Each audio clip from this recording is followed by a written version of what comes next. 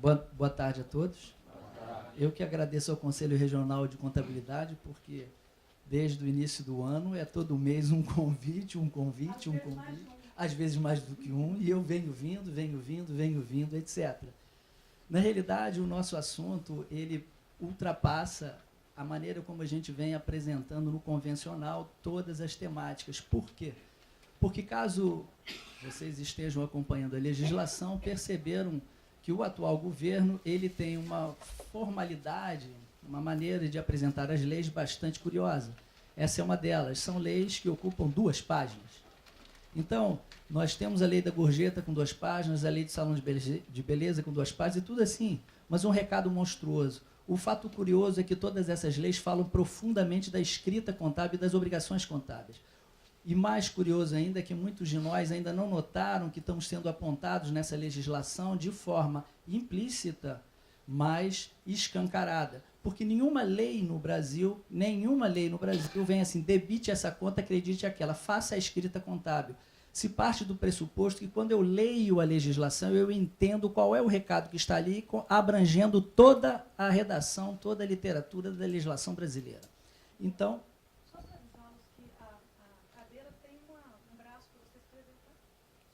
sim, isso aqui é a modernidade do Conselho Regional de Contabilidade. Vocês estão dentro de um dos auditórios mais modernos do país.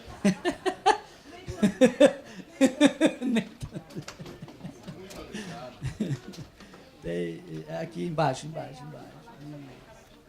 Essa não tem, essa daqui não tem. Vocês não foram privilegiados, vocês sofreram bullying. As cadeiras extras não tem. Isso, quem quiser, olha, pode se aconchegar nas cadeiras com o braço.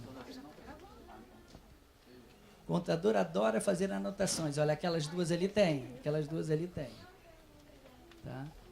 Então, senhores, percebam o seguinte, essas legislações, elas seguem uma redação bastante específica, que trazem um recado enorme, inclusive. A Nélia citou a lei dos salões de beleza e citou a lei da gorjeta, e lá está escrito como os documentos devem ser emitidos, a nota fiscal, o cupom na época devem ser emitidos, mas as pessoas falam, mas não tem nada escrito aqui. Ele não comenta que tem que ser assim. E assim o é na lei da terceirização. A lei 13.429, ela fala sobre 2 temáticas bastante importantes. Eu vou abordar a temática com a visão de contador. Nós, contadores, temos uma forma bem tipificada, bem particular, de ler e entender e interpretar a legislação. Então, eu vou interpretar a legislação como contador e convidei aqui 2 especialistas, um trabalhista e um tributarista, para que a gente consiga fechar esse assunto, assim como será abordada as próximas temáticas no Conselho Regional de Contabilidade, quando eu estiver presente. Eu não posso mais me atrever a palestrar só como contador, tendo a consciência plena que a legislação ela abrange muito mais do que isso. Então, vejam só, essa lei fala das empresas de trabalho temporário e empresas terceirizadas. Eu tenho 20 minutos para expor aqui, depois entram os nossos colegas e eu vou falar um pouco corrido. Então, vejam só, nós vamos falar sobre as empresas terceirizadas. Para nós, contadores, não está funcionando?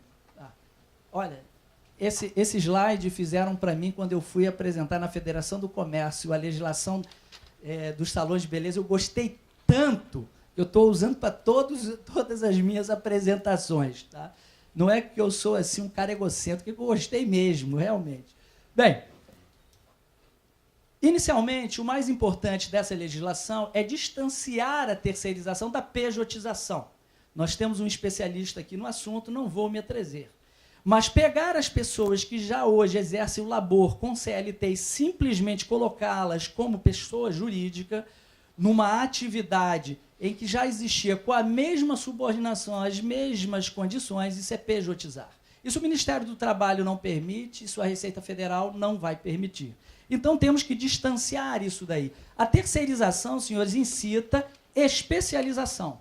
Eu não posso, então, terceirizar sem ter alguém especializado. Parte do pressuposto que a terceirização é alguém que tem uma especialização superior à minha numa determinada atividade em que eu vou, entre aspas, melhorar a prestação do serviço. Pejotização é a mera conversão de profissionais CLT em CNPJ. Logo, no direito, existe a necessidade de um propósito. Então, na contabilidade, nós contadores temos que identificar quando há a pejotização para indicar aos nossos clientes que aquilo dali sofre um risco enorme de não ser aceito, mesmo estando de acordo com o que parece ser essa legislação.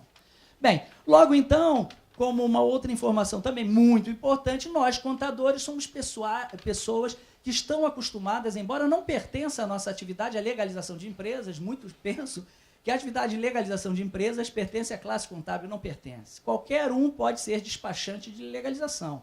A legalização de empresas pertence mais aos advogados até do que ao contador, porque todo contrato social precisa da chancela de um advogado e não de um contador. Mas nós pegamos esse labore e fomos para o mercado, e hoje, normalmente, quando vamos abrir uma empresa, vamos às empresas de contabilidade.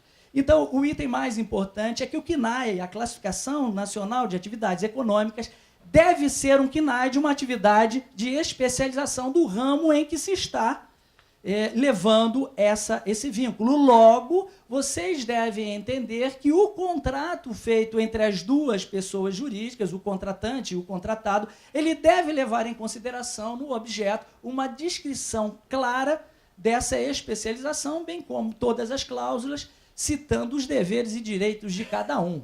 Então, o CNAE, a legalização dessa empresa, ela é fundamental. Eu não posso, então, terceirizar algo com uma empresa que, na realidade, me traz um cadastro nacional, vários CNAEs, como se eu fosse terceirizar um hospital com um médico ortopedista e depois um oncologista, depois a patologia clínica, não vai poder. Perfeito? Então, isso é algo que o Ministério do Trabalho já chamou a atenção, a Receita Federal também já chamou a atenção, e nós vamos chamar a atenção. E aí, então, entra o que a lei fala de forma clara.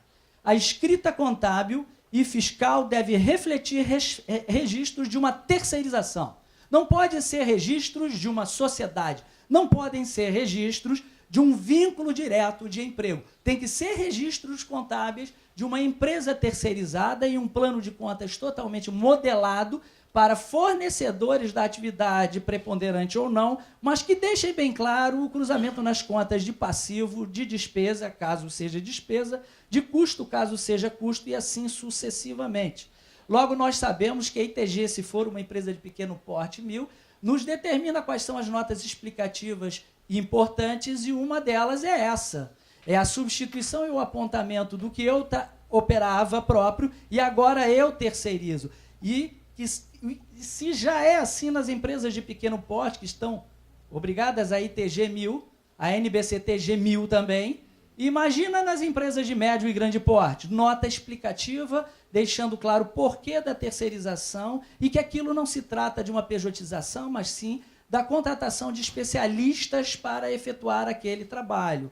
Bem, a empresa ela deve se preocupar com a retenção tributária nos casos em que houver essa incidência. Logo, pessoa jurídica com pessoa jurídica que esteja na relação de retenção tributária, nos seis tipologias que existem hoje na relação de PIS, COFINS, por exemplo, retidos na fonte, imposto de renda retido na fonte, contribuição social também, juntamente com PIS e COFINS, ISS e INSS, elas devem ter toda a escrituração contábil dessas retenções, porque isso passa a ser uma obrigatoriedade.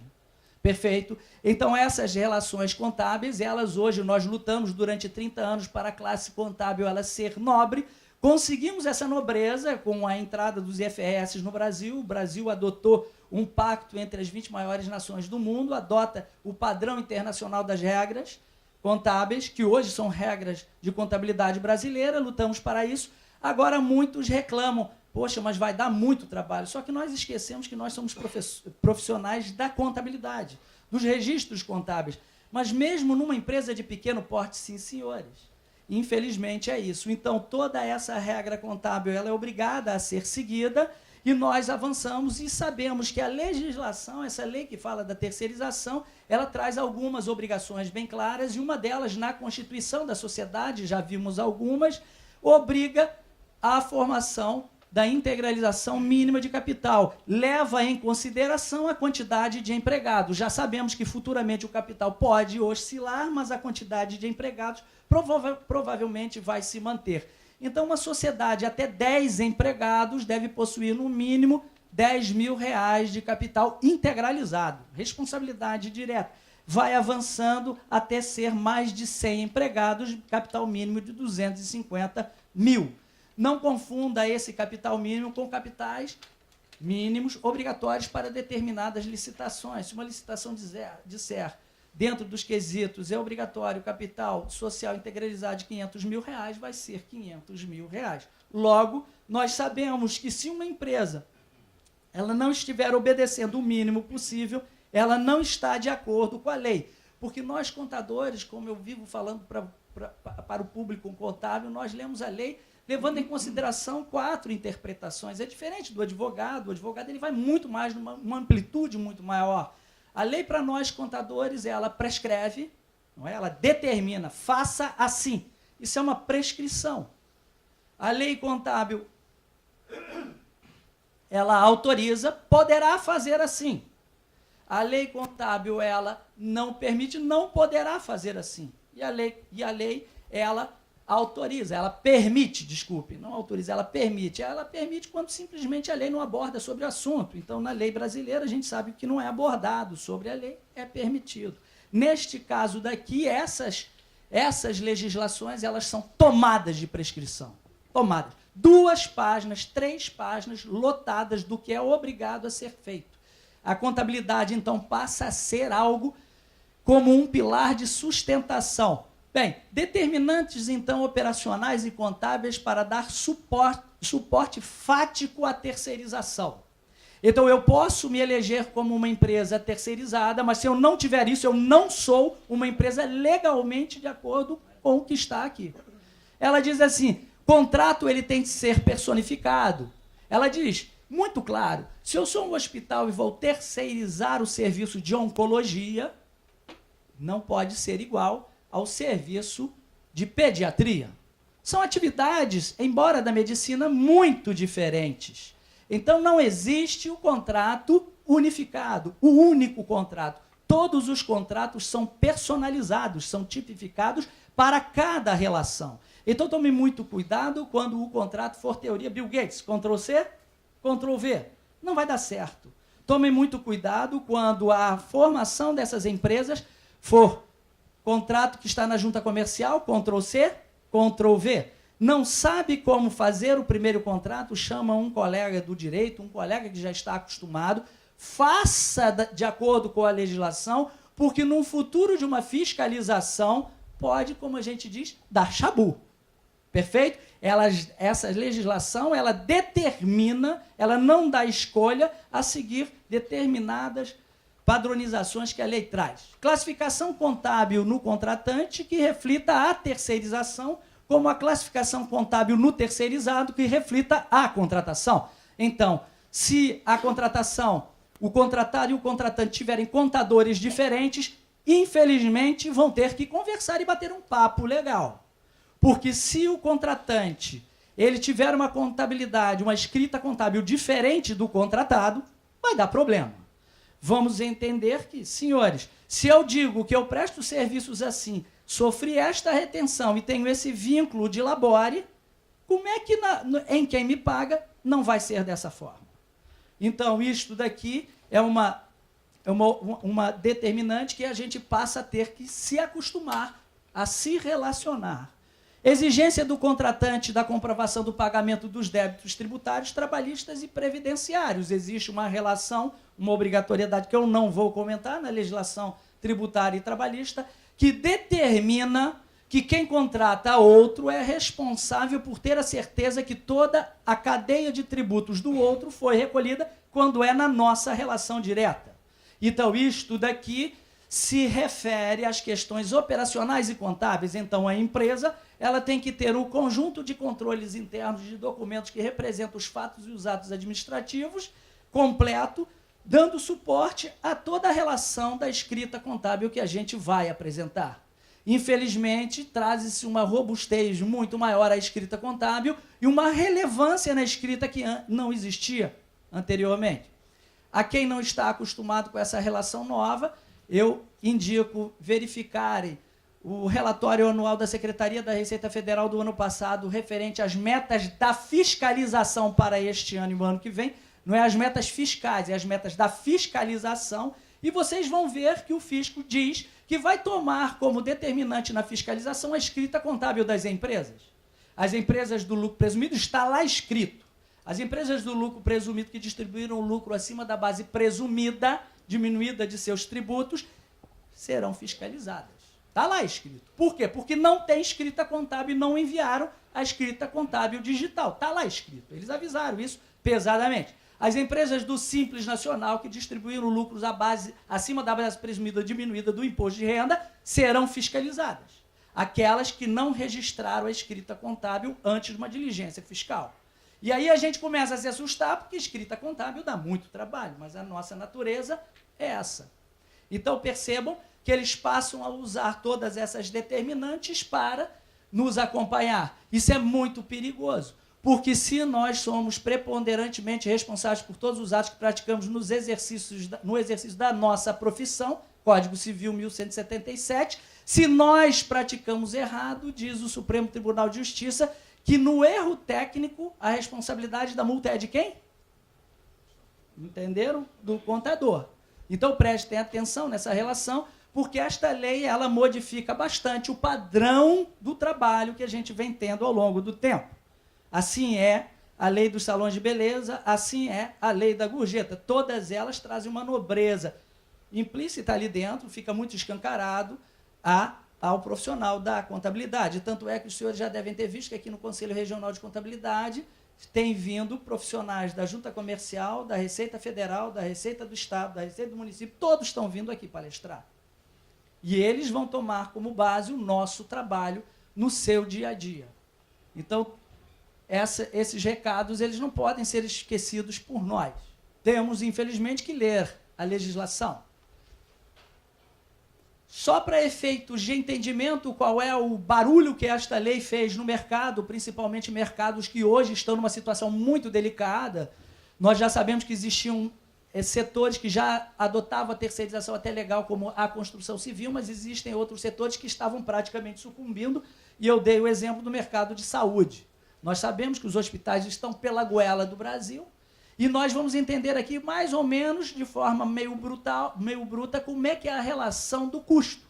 Vejam só, suponha que o hospital pague um profissional o valor líquido de R$10.000, sendo que os encargos sociais são suportados por um hospital. Levando em consideração os cálculos feitos de uma forma bruta, ele pagaria, além dos 10 mil, R$4.029 no mínimo.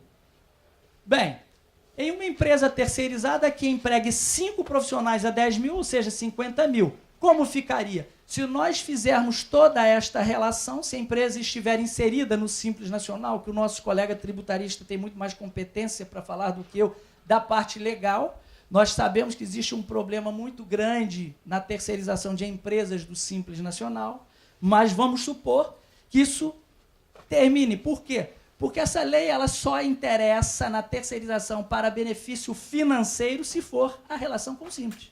Porque se for entre presumido e presumido, qual é a vantagem? Nenhuma. Eu transfiro de um para o outro. Se for entre real e presumido, nenhuma. Eu transfiro de um para o outro. Entre presumido e real, nenhuma. Então só há a relação da vantagem se houver aí no meio uma empresa do Simples Nacional. Então como funciona? Nós, por exemplo, vamos à tabela 5, alíquota de 18,77, fazemos um cálculo de retorno, porque queremos remunerar o cara R$50 mil líquido, acrescentamos nessa relação toda a despesa trabalhista, há uma necessidade de estruturar e saber que o cidadão ele tem que ter um desembolso administrativo qualquer, e neste caso daqui eu digo que mais 10% sobre a despesa é para os gastos gerais administrativos, e automaticamente faço um cálculo de retorno de novo para saber quanto mais ou menos deveria ter essa empresa. Bem, nesse caso daqui, essa empresa, ela teria que ter uma receita bruta de R$820.714 ao ano. para remunerar 50 mil reais líquidos 5 profissionais médicos. Bem, se por acaso nós formos para a tabela do ano que vem, como isso vai ficar em 2018, já pensando no Simples que virá na remodelagem toda da Lei Complementar do Simples Nacional. Nós fazemos os mesmos cálculos, aí fica legal, 770 mil. Nós estamos indo para uma economia muito maior. Isto daqui é o que está fazendo os empresários abrir os olhos falando, caramba, isso é a minha salvação. Por quê? Porque se eu não fizer nada hoje eu gasto 1.058. Senhores, isto daqui é simplesmente transferir numa outra estrutura societária a possibilidade de abrir uma ramificação de CNPJs especializados no labore deles, transferindo para essa rede societária o desembolso tributário, os encargos que existem trabalhistas, eles vão continuar existindo, não deixam de existir, só que o INSS entra na tabela do Simples Nacional, isso é a salvação de alguns setores deste país. Então, quando dizem que não é, façam contas. E perdem os direitos trabalhistas. Ninguém perdeu direito trabalhista nenhum. Todos continuaram CLT, nesse caso daí, só que em outros CNPJs, em uma estrutura societária completamente diferente. Se você for verificar, então, o líquido de 600 mil reais, no mercado atual, é 1.058, nesse exemplo, cálculos brutos. No Simples Nacional atual, é uma melhora de 22,47%, isso tudo na relação somente societária atendendo a esta lei. Dá muito trabalho? Dá muito trabalho para o contador. Por quê? Porque hoje, se você está em empresa de pequeno porte e não faz a escrita contábil no padrão adequado das normas brasileiras, vai pensar assim, poxa, isso dá trabalho? Claro que dá trabalho. Bem, e no Simples Nacional de 2018, 27%. Imagine o empresário ter acesso a uma informação dessas. Vai querer isso ou não vai? Essa é a relação que a gente tem com a lei da terceirização. Só que nem tudo são louros. Eu apresento os números por fim, só para mostrar por que os empresários hoje estão ávidos e quicando em cima desse cenário. Mas vem o Ministério Público, vem a Receita Federal, vem o Ministério do Trabalho dizer que isto não é bem assim. E aí, como eu não quero ser o mensageiro da desgraça, passo isso para o nosso colega Diogo Santesso, que ele vai ser um pouco o mensageiro da desgraça para vocês. Tem que comentar que é sempre muito difícil falar depois do professor Miguel, porque ele esgota o tema de tal forma que nos resta pouco a falar, a não ser das notícias ruins. E, infelizmente, hoje aqui eu vou fazer isso, mas antes vou fazer só algumas ressalvas em relação à lei da terceirização. A primeira delas, acho que cabe fazer uma diferenciação entre o trabalho temporário e os serviços terceirizados. O trabalho temporário em si, ele já era permitido muito antes dessa chamada lei da terceirização. Ou seja, já era permitido uma empresa contratar uma outra empresa para que substituísse um funcionário que se ausentasse por um período determinado. Seja uma licença maternidade, uma licença por doença ou algo do gênero. Então isso aqui não foi nenhuma grande novidade. As novidades estão nos requisitos para esse trabalho temporário, que seria um capital social mínimo de 100 mil reais para a empresa que está sendo a prestadora do serviço, não da tomadora. Esse serviço ele não pode exceder os 180 dias, renovável por mais 90, o que muita gente, a princípio, quando saiu da terceirização, virava para mim e perguntava, professor, mas só pode 180 dias por mais 90. E eu falava, não é. Não confunda o temporário com o terceirizado. O temporário tem esse pré-requisito. O terceirizado, não. Outro deles é, caso venha a contratar o funcionário posteriormente, não se aplica o contrato de experiência. Ou seja, eu tive aquele funcionário temporário trabalhando na empresa, gostei tanto do serviço dele que eu quero ficar com ele depois. Eu posso fazer isso? É óbvio que pode. Até porque senão você estaria ferindo brutalmente os direitos trabalhistas desse funcionário. Ele pode ser contratado por essa empresa que tomou o serviço dele durante um período com a utilização de uma empresa que estava prestando esse serviço temporário. Ela passa a assinar a carteira dele, mas não será mais passível o contrato de experiência. Tem que ser uma contratação logo direta. Isso daí acho que o nosso amigo, professor da área trabalhista, pode entrar até mais detalhadamente posteriormente. A obrigatoriedade de equiparação de plano de saúde e vale alimentação, questão de repassar isso contratualmente, esse custo, isso é possível.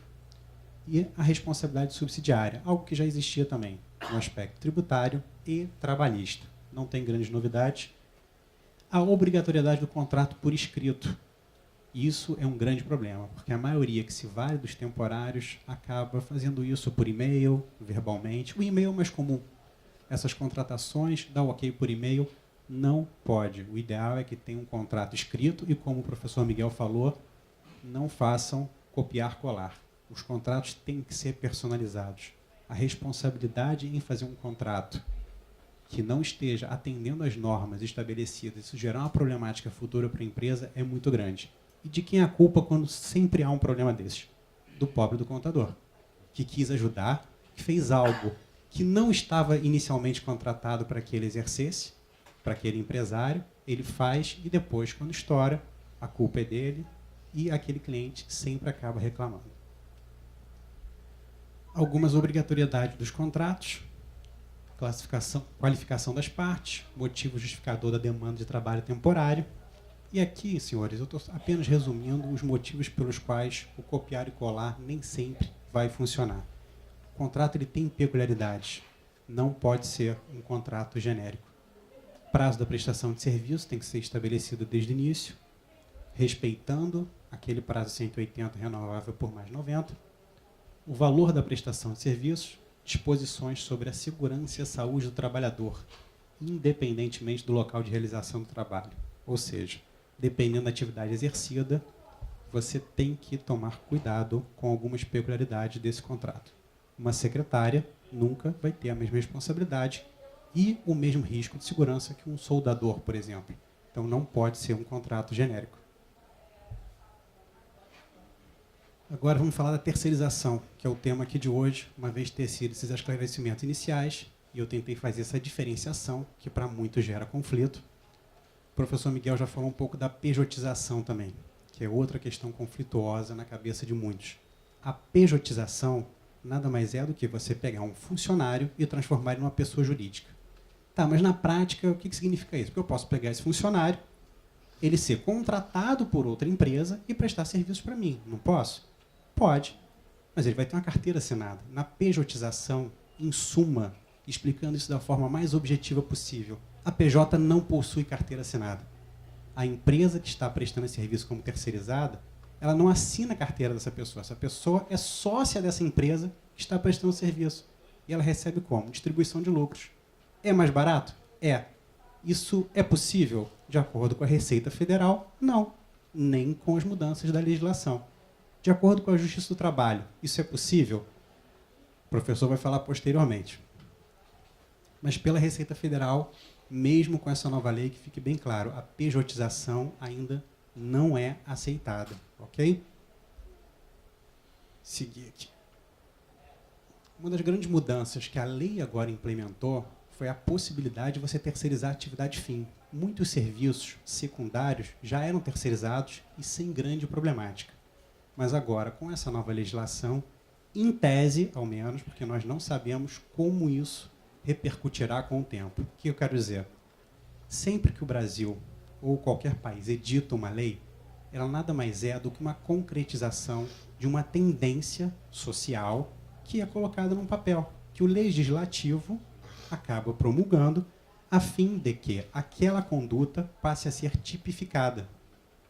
A terceirização já ocorre há anos. A terceirização de atividade fim também já ocorre há anos. E ela é muito punida.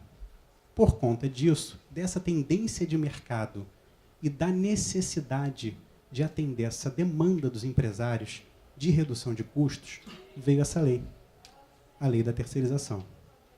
Deixa eu aproveitar para beber uma água escondida aqui. Em relação aos requisitos, eles já foram colocados anteriormente, do capital social, que é escalonado. Aqui eu faço só algumas ressalvas, que é não tem prazo de contrato diferente do trabalho temporário. Obrigatoriedade de contrato escrito, a mesma coisa. Faculdade de equiparação de plano de saúde e vale alimentação. No trabalho temporário, você é obrigatório. Aqui é uma faculdade. Porém, eu acredito que essa faculdade deva ser deixada de lado e vocês devem encarar isso como uma obrigatoriedade. sob pena de que este funcionário possa, posteriormente, solicitar essa equiparação e os empresários têm algumas problemáticas em virtude disso. Isso é uma opinião pessoal minha, mas a lei permite a faculdade.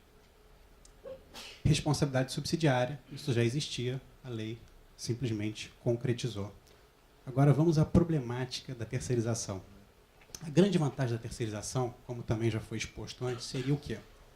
Você pegar a atividade fim do seu cliente, transformar essa atividade fim em um prestador de serviço inserido na sistemática do Simples Nacional, para que com isso você tenha uma economia fiscal do pagamento de uma folha numa sistemática de presumido ou lucro real versus uma sistemática de Simples Nacional.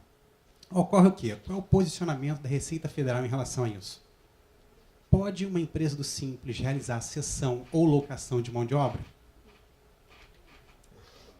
Como tudo na lei, existem exceções. E as exceções, uma delas, quem é? É o advogado. Fora ela, nós temos limpeza, manutenção e vigilância. Ou seja, na Lei Complementar 123, que regulamenta toda a sistemática do Simples Nacional, existem apenas 4 exceções para que essa empresa possa estar no Simples e realizar serviços de cessão de mão de obra, ou seja, ela ser uma terceirizada. Fora essas 4 opções, não existe outra. Então, o entendimento da Receita Federal ainda é de que empresas do Simples Nacional não podem funcionar como empresas terceirizadas, o que jogaria por água abaixo todo esse objetivo de economia tributária com a terceirização da atividade fim por intermédio de uma empresa do Simples Nacional. Eu trouxe aqui para vocês um ato declaratório interpretativo, ele é de 2015, não é tão antigo, e ele fala justamente isso. Ele pega o caso específico de portarias, tá? Era uma empresa do Simples Nacional que tinha como objeto serviços de limpeza, vigilância e manutenção, e eles contratavam porteiros e colocavam nas portarias dos condomínios. E veio a Receita Federal e falou o quê? Não, não pode. Esse é um serviço que não está incluído no rol de exceções de possíveis cessões de mão de obra que uma empresa do Simples pode participar. Logo, o que acontece com a empresa? Ela está excluída do Simples. E a sistemática de exclusão gera o quê? Cobrança de toda a tributação que incidiria fora da sistemática do Simples, com a obrigatoriedade de cumprimento das obrigações acessórias fora do Simples Nacional. Lembrando que, em caso de terceirização, a gente tem a responsabilidade subsidiária. Logo, o tomador do serviço pode ser responsável, pode ser não, será responsável pelo recolhimento de toda a contribuição previdenciária não recolhida durante aquela prestação de serviços, dentro da sistemática do Simples Nacional, caso a exclusão se perpetue. Logo, é um risco muito grande para o tomador de serviços que tenha como objeto uma atividade que ele venha a terceirizar como empresa do Simples, se essa empresa do Simples for excluída. O prejuízo será dos dois. E até então, a Receita Federal não possui novas manifestações no sentido de permitir que as terceirizadas, salvo as 4 exceções mencionadas, possam estar inseridas na sistemática do Simples Nacional. O tempo pode mudar isso, mas até então a realidade, infelizmente, é essa. É isso que eu queria passar aqui para os senhores, da forma mais breve e objetiva possível. Peço desculpa por ser portador de notícias não muito boas e agradeço. No final, a gente vai estar aqui à disposição para dúvidas. Imagino que tenham muitas. Assim espero até. E vou passar a palavra agora para o professor Gilbert. Boa tarde. Eu vou continuar na linha das notícias ruins, né? Porque a minha parte incube o direito do trabalho, e o direito do trabalho em si, ele tem 3 princípios básicos que vocês vão entender que já vão de plano de contra essa lei de terceirização, que é a norma, primeiro, que é a norma mais benéfica ao empregado. Segundo, é a condição mais favorável ao empregado. E terceiro, é a interpretação mais favorável ao empregado. Quer dizer, como órgão, como o direito do trabalho é um direito autônomo, é um direito fora do que a gente considera fora dos outros, né? Ele tem autonomia própria, ele tem regras e princípios próprios. Em razão a essa nova lei, que embora ela seja bem expressa no âmbito da terceirização, que permite a empresa terceirizar os seus serviços, na interpretação da Justiça do Trabalho e do Direito do Trabalho, ela encontra essa barreira. Em razão do quê? O Direito do Trabalho ele privilegia quem se beneficia da mão de obra do empregado. É a empresa tomadora de serviço, né? Considerando a empresa empregadora, a terceirizadora, mera intermediária dessa negociação de mão de obra. Quer dizer, ela vai em cima e vai cobrar, na Justiça do Trabalho, da empresa que se beneficiou da força de trabalho, correto? Em razão dos outros já pontos que foram postos, eu acho que, por melhor que seja, para fugir dessa interpretação contrária à nova lei de terceirização na Justiça do Trabalho, aí a gente vai se socorrer do Miguel, né? O professor Miguel, em razão do que foi o seguinte: vocês faziam uma escritura, né, contábil que comprove que é uma empresa constituída, um contrato, como bem disse o professor também que me antecedeu, um contrato específico, não dando margem à atividade e atribuindo as condições e o objeto daquela prestação de serviço, justamente para fugir de uma interpretação que, de antemão, já é contrária. Você vê, essa lei é recente, nós ainda não temos uma interpretação, não temos ainda decisões judiciais, mas já temos, manifestamente, já várias posições. Aqui no Rio, da Associação de Magistrados, né? Em Brasília, da Associação Nacional dos Magistrados, né? Na pessoa lá do pessoal do TST, do Tribunal Superior, e já temos aí 5 ações diretas de inconstitucionalidade que justamente querem barrar essa lei, justamente por entenderem que essa lei, no entendimento das ações que foram postuladas em juízo no Supremo, de inconstitucionalidade, que essa lei ela trata o empregado como coisa. O termo que eles usam é coisificação do trabalho, e tratam o empregado como uma mercadoria, como uma coisa que vai para lá e vai para cá. Então, eu acho ainda prematuro, porque nós ainda não temos ainda decisões judiciais que fundamentem, mas como orientação e como serve, acho que bom, e por cautela também, atendermos os requisitos da lei e fazermos as escrituras corretas, atendemos um contrato específico, né? Era basicamente isso que eu tinha. Mas eu aposto, em razão também da minha deficiência nisso, em razão da lei ser nova e nós não termos, nós só temos essas posições. E também da Justiça do Trabalho, como eu bem falei anteriormente, que é um órgão de proteção ao empregado, proteção ao direito do trabalho, e considerar toda a terceirização uma intermediação, né? Uma sonegação de certos impostos, certos tributos. Bem, senhores, vocês viram que, na realidade, a gente está tratando de uma temática que nós, toda a semana, temos essa abordagem em algum órgão importante. Se vocês acompanharem a nova discussão da lei da terceirização, vocês vão ver que, praticamente pelo Brasil, tem uma palestra sobre esse tema, uma discussão sobre esse tema em algum lugar no Brasil. No estado do Rio de Janeiro, nós já tivemos pelo menos umas 10 a 12 abordagens de setores importantíssimos sobre esse tema. Eu, como contador, trabalho, como vocês, com o princípio, o postulado do conservadorismo. Nós, como contadores, somos, acima de tudo, pessoas conservadoras. Nós não podemos dar passos superiores à agressividade que o conservadorismo nos permite. Entretanto, na minha visão sobre o que está acontecendo no país, acompanhando a lei da gorjeta, a lei dos salões de beleza, que modificam completamente o que ocorreu até hoje em 2 setores gigantes. Se a gente falar do setor de alimentação, de atendimento ao público, e for falar do setor de beleza, nós estamos falando aí, acredito eu, em torno de 20 milhões de pessoas que talvez não tenham todas carteira assinada, CLT, mas 20 milhões de indivíduos que movimentam isso pelo Brasil. E a quantidade de CNPJs ele é quase infinito. O que para mim isso me demonstra? Me demonstra que é uma tendência, como foi falado pelo Gilbert, é uma tendência a seguir e é um caminho praticamente sem retorno.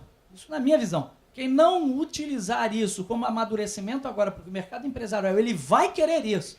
E o que acontece hoje, pelo menos nos setores lá no escritório? Eu, como dono de escritório de contabilidade há 26 anos, 27 anos de idade. O escritório hoje, que eu posso dizer, não é grande, mas é um razoável escritório de um porte razoável com clientes de referências. Tem clientes que já viraram para mim e falaram assim, meu amigo, entre o risco trabalhista e a falência iminente que eu tenho hoje, eu vou para o risco da lei, porque continua sendo meu risco trabalhista, entenderam? Eu já tive uns 3 clientes que falaram isso.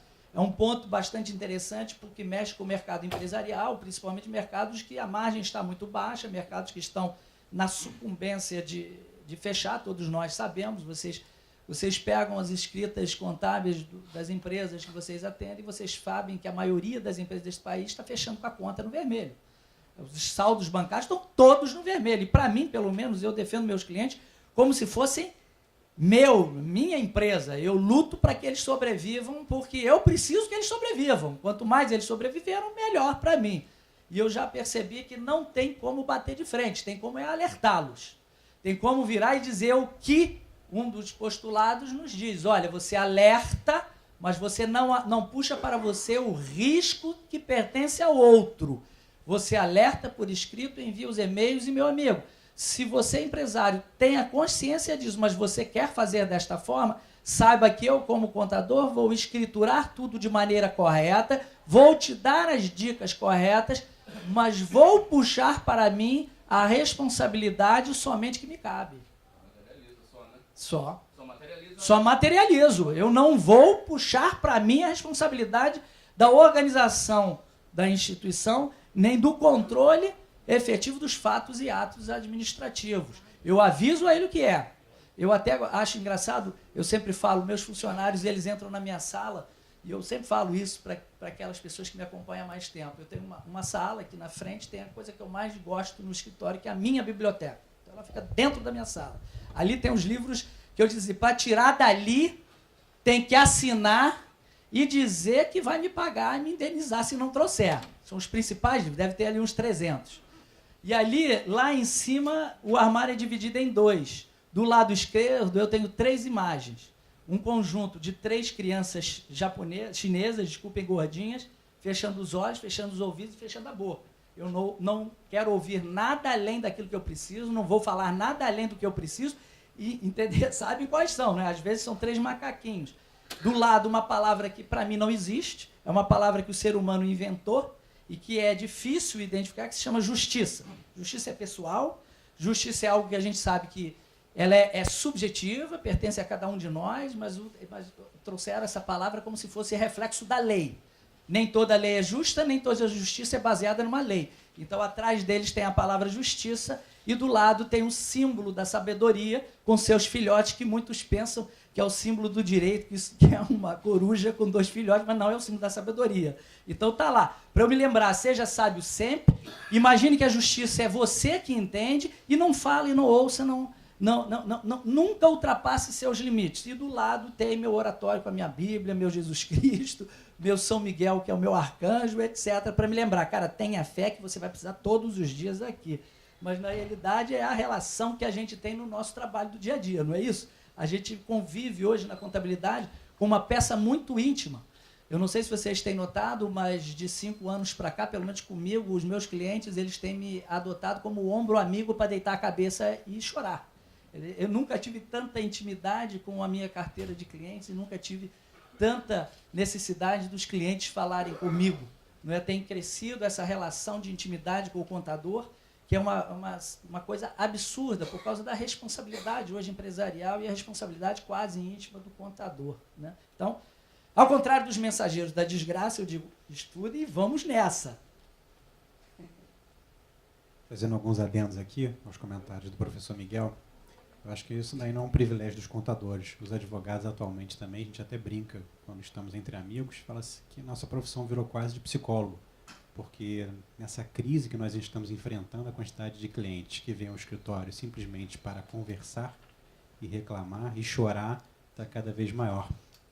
E é muito difícil você virar para o empresário, que às vezes tem 20, 30 anos de mercado, e falar para ele que o negócio dele não é mais rentável, que já foi, mas que nessa nova sistemática, não apenas em virtude da crise, mas em virtude da tributação existente, que agora ele está se adequando, ele colocou a receita dele toda que ele possuía de cartão de crédito por dentro, ou seja, ele está totalmente dentro da regularidade. Só que a atividade dele totalmente dentro da regularidade, ela acaba não sendo viável.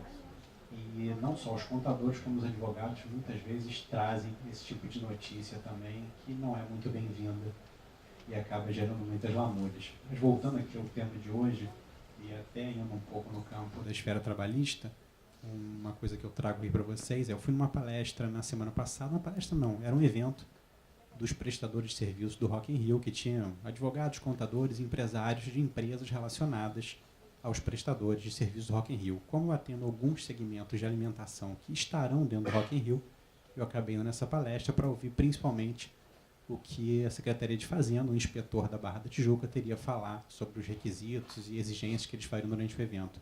E me surpreendeu muito um representante do Ministério do Trabalho virar em determinado momento lá, apesar de que eu não fui para assistir a palestra dele, fiquei, obviamente, e ele virou e falou que se pegassem qualquer funcionário que estivesse trabalhando no dia em alguma empresa de alimentação que não fosse contratado direto desta empresa, mas contratado de uma terceirizada, eles multariam na hora, porque não aceitariam isso, não obstante eles saberem da existência da lei. E fora, depois da palestra, conversando com ele, o comentário dele que mais me surpreendeu foi: essa lei nem sequer é do meu presidente, eu não vou cumprir essa lei. Então, em relação a isso,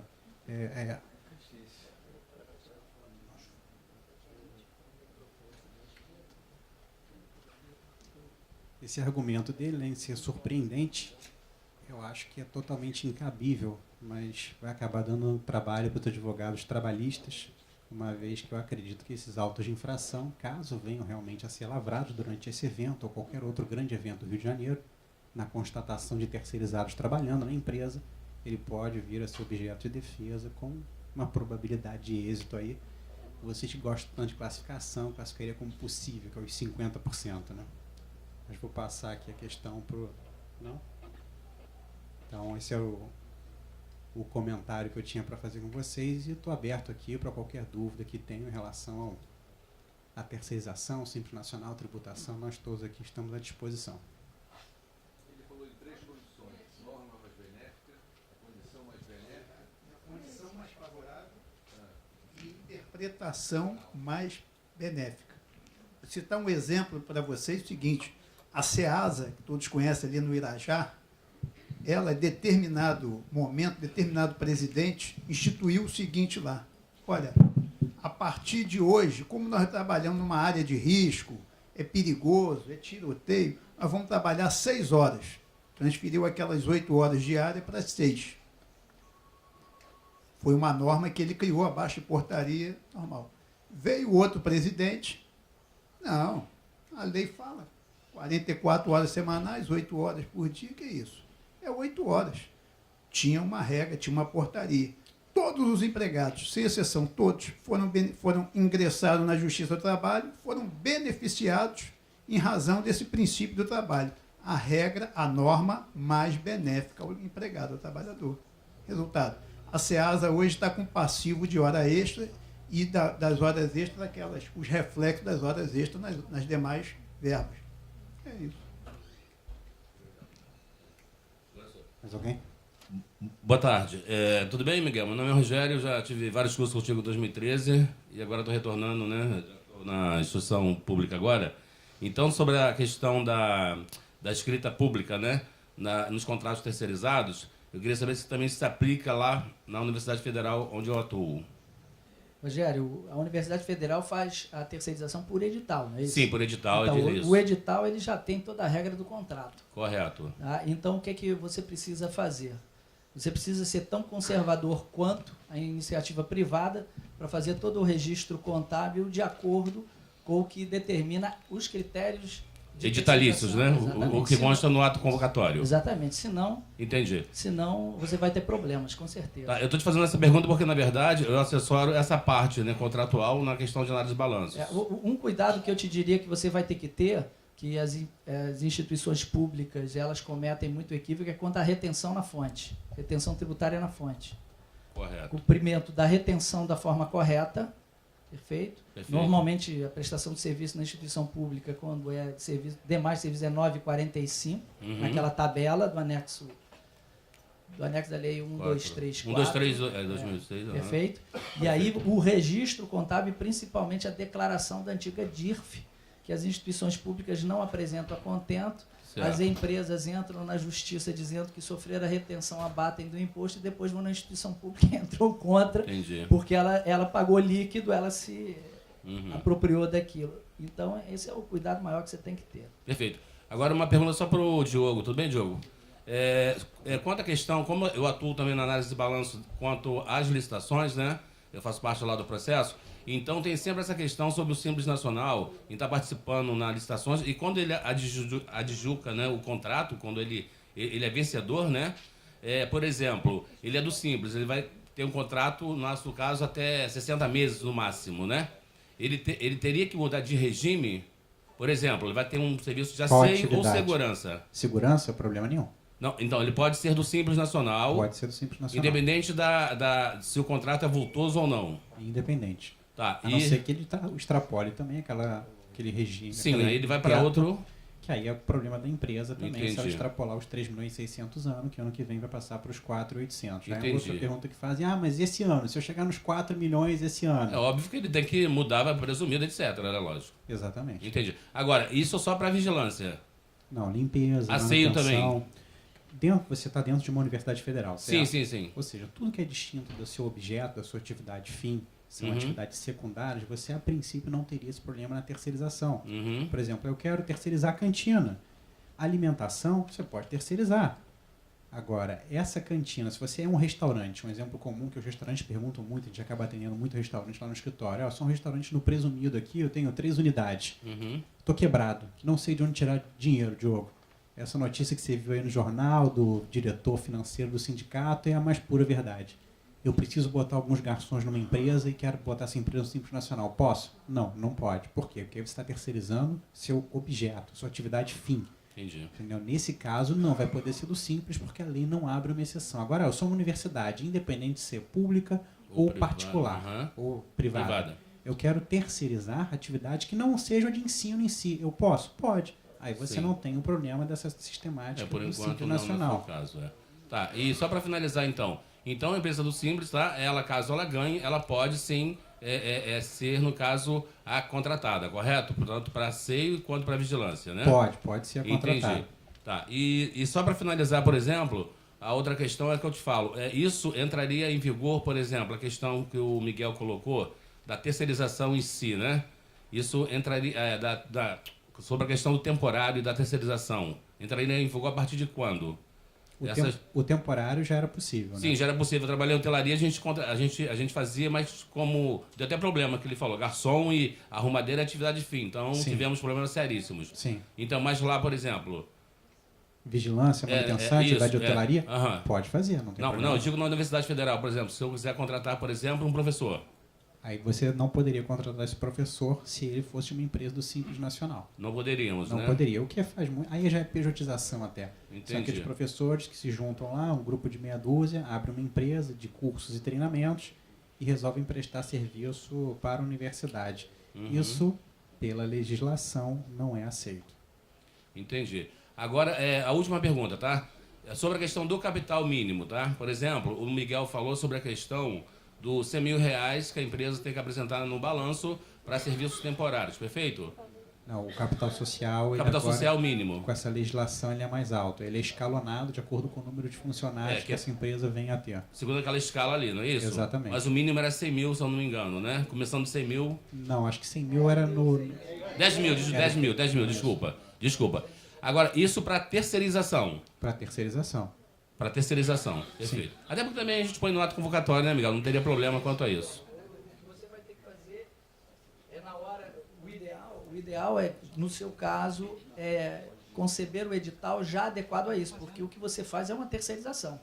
Você adequar isso. Praticamente trabalha com terceirização. Aí você pega o contrato social dessas empresas e vê se está de acordo com o que determina essa nova lei. Sim, perfeito. E os slides vão estar disponíveis, não é isso? Bom, eu sempre cedo ao Conselho Regional. Tá bom. Obrigado aí, pessoal. Mas isso vai ter que estar Sempre no contrato. Vejam só, senhores, há uma peça que é fundamental nas relações tributárias e comerciais. Ela modifica o resultado que a relação ocasiona. Ela pode, por exemplo, tributariamente falando, modificar o resultado tributário, antecipando o tributo, eliminando o tributo ou retardando o efeito do tributo. Que peça é? O contrato. Entenderam? O grande problema que a gente tem no nosso setor de contabilidade é que nós nos metemos a fazer contrato. E o contrato ele não deve ser elaborado por um contador. Então eu vou citar algumas cláusulas aqui bastante interessantes quando nós legalizamos uma empresa. Você faz teoria Bill Gates num contrato, pega na internet, Ctrl+C, Ctrl+V, o contrato tem 4 páginas. Você não se preocupou em determinar se qualquer um pode entrar na sociedade com o óbito de um dos sócios, quem pode entrar, como é que ele entra, o que pode cada um fazer, qual é a limitação de um administrador, qual é a responsabilidade do administrador, a responsabilidade de cada um perante as penalidades e as sanções que vêm, civis, tributárias, trabalhistas. Isso é um problema enorme. Porque hoje, quando essas empresas de pequeno porte estão sendo fiscalizadas pela Secretaria da Receita Federal, que não quer perder tempo, claro, né? Ela pega o objeto, que é o contrato social, e vê que não há limitação. Aí vai, solta um ofício de uma busca e apreensão dentro do domicílio de um sócio que era o minoritário, porque somente ele foi localizado e está lá escrito que ele responde pelas mesmas... Vamos dizer assim, tem o mesmo grau de responsabilidade dos outros, está lá escrito. Ah, não está escrito, você não entendeu. Está escrito sim, por quê? Porque não há as cláusulas protetivas. Então, se não há as cláusulas protetivas, há o limite total. Eu posso ir aonde me determina a lei brasileira. Entenderam? Mas esse tipo de caso aí, por exemplo, a empresa está informando que ela tem 10 funcionários e até 10 mil. Aí vamos supor que essa empresa, no caso, ela quer burlar isso. Quer dizer, ela diz para você lá no contrato que tem 10 e no caso ela tem 20 funcionários. Como é que fica isso? Primeiro ponto. Eu nunca vi isso na minha vida. Nunca vi uma empresa que diz que tem 10 funcionários e aparecem 20. Se alguém disser que eu vi, eu digo que é mentira. Mas vou levar seu exemplo para efeitos didáticos. Perfeito? Então eu sei que você também não viu. Já que está sendo filmado, você nunca viu. Não é? Então, primeiro ponto.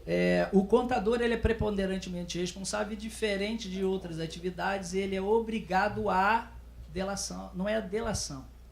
A apresentação, não seria isso, a apresentação da realidade. Por isso que eu tenho aqueles três imagens. Não me fale nada além do que eu tenho que ouvir. Eu não quero nunca ouvir além do que eu tenho que ouvir. Eu não quero ver nada além do que eu tenho que ver. Para eu não ter que falar além do que eu tenho que falar. O que o contador tem que fazer até o último dia esse ano foi fevereiro, não é isso? A denúncia é o CARF. O que é que vem ano que vem? Um CPC que denuncia os atos que a gente conhece. Então, nessa situação daí, imediatamente, um comunicado, o que é que manda a regra? Um comunicado à diretoria informando oficialmente o que aconteceu e pedindo que eles se posicionem. Isso tem que ser resolvido. Se eles disserem que eles assumem o risco e que estão resolvendo, você participa da resolução como apoio. A responsabilidade deixa de ser sua. Mas você não pode estar lá se eles não estão tomando atitude nenhuma. Eu indicaria a todos virem na palestra do Carlos Alexandre, que é o chefe da fiscalização aqui do Conselho Regional, que ele fala das responsabilidades do contador no exercício da sua profissão. Muitos reclamam assim, o Conselho Regional não faz nada para me atender, mas a nossa natureza é diferente das outras atividades, por isso que a gente ganha tanto dinheiro, entendeu? Porque nós temos responsáveis pela fidedignidade, pelo apoio completo ao nosso parceiro. Então, nós, na hierarquia da responsabilidade, estamos em paralelo com o empresário na nossa função. Perfeito? Então, toma cuidado com essa situação. Não fale nada além do que é necessário falar e a lei te abrace. Okay? A nossa visão jurídica num caso como esse chegou uma empresa no escritório e falou, eu estou aqui terceirizando e eu tenho 120 funcionários. Aí você vai e olha o capital social dele é 10 mil reais. E eu já passei por esse tipo de situação até recentemente. Falei, olha, pela nova legislação você tem que se adequar. Uma vez que você está terceirizando mais de 100 funcionários, teu capital social tem que ser de tanto. Então eu formalizei isso por e-mail, mandei para ele e eu não tenho a responsabilidade que um contador tem. fica a critério dele se ele quiser se adequar ou não. Ele acabou se adequando, pediu até para a gente fazer a alteração contratual dele, ao invés do contador, a gente fez e fim de papo, tudo certo. Miguel, eu queria fazer uma pergunta do seguinte. Eu, como contador, eu trabalho CLT e tenho uma participação num escritório. Essa empresa que eu sou CLT, eu pretendo propor o meu desligamento e entrar com a minha pessoa jurídica. Isso seria essa pejotização? Não. Teria essa interpretação, não? Não, veja só. O que acontece hoje? Você está sujeito à lei da terceirização. Isso não é uma pejotização porque o escritório já existia há muito tempo. Perfeito? Então, eles não converteram você numa pessoa jurídica porque você presta serviço para um monte de gente. Você não há o regime da exclusividade, da obediência, você não vai trabalhar lá, você pode virar para o patrão, que o teu ex-patrão, e falar assim, olha, antes eu não podia te dizer, mas agora com todo carinho eu vou te dizer, não gosto de você. Entendeu? Então você não tem uma relação completamente limitada e seria uma pejotização se você fosse criar a empresa para atendê-los e assim sucessivamente. Isso é muito comum com executivos que vão abrir as suas próprias empresas de consultoria e abrem para o mercado e o primeiro cliente é o ex-patrão e depois vira uma ramificação de clientes enormes.